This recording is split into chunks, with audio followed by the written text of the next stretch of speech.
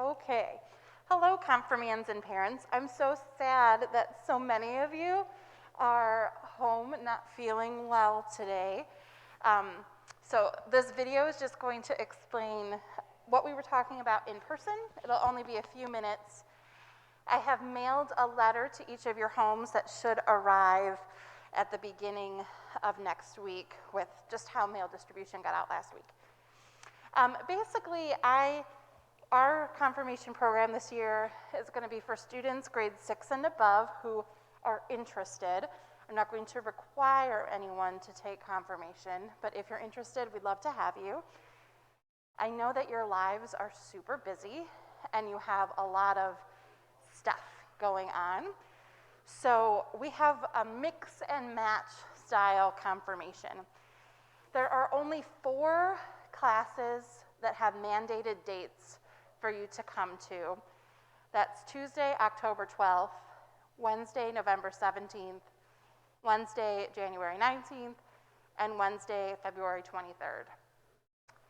Those dates will be from 5:30 to 7:30. I'll provide dinner, and we will do specifically confirmation-specific things. The point of confirmation really is to help you as a student understand all the promises your parents made when you were baptized and to help you figure out what sorts of ways you want to be plugged into the church. So I know that everyone has different gifts and talents, and so I'm not going to expect all of you to do the same things because you might have an interest that's different than your friend or someone else. So the gist of this is that you're going to mix and match the things you would like to do over the course of this year. So we will have 4 2-hour classes between October 12th and February 23rd, where we specifically talk about those promises made in baptism. Then I will ask you to participate in 12 Bible study sessions over the course of this year. That can be on Sunday school, on the first and third Sundays with the kids, adult Sunday school on the third and fourth Sundays with the kids, or if that does not work for you, we could set up an independent Bible study. I think especially for people who may be differently abled, perhaps an independent Bible study might work best for you. I'm going to ask that you complete 15 sermon notes over the course of the year. I gave you an example of what that looks like. These can be services that you physically come to church for or watch remotely, depending on how COVID is going. They can be either a Sunday morning worship service, a midweek Lenten service, or any special service, such as Holy Week, Christmas Eve, Thanksgiving, or Ash Wednesday. The time period for you is between September 19th and April 17th. So basically, it would be coming about twice a month, essentially. Does that make sense? Okay. I'd like you to try to participate in worship up to 5 times.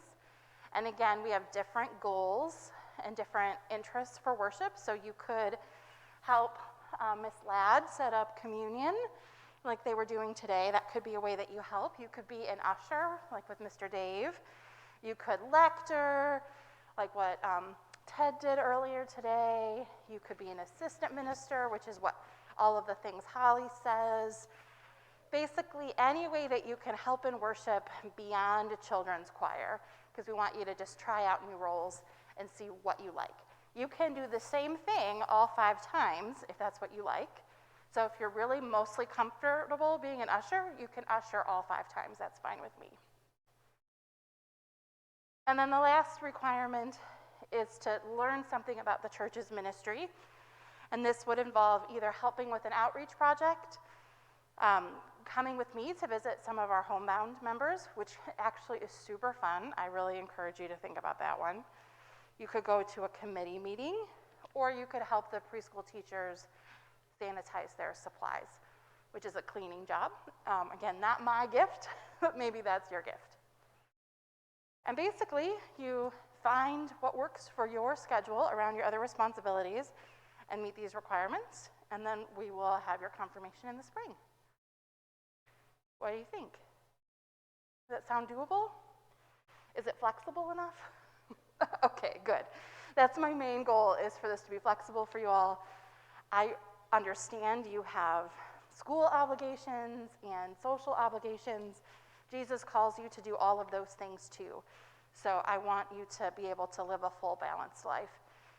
And if at any point something's not working, talk to me and we'll find an alternative. Because it's much more important for me that you understand how you can be active in the church than to have you like jump through hoops and not do anything, not learn about, not enjoy your time here, I guess is what I'm trying to say. Does that make sense? All right, that was it. So thank you guys. Thank you all. And if you have any questions, let me know.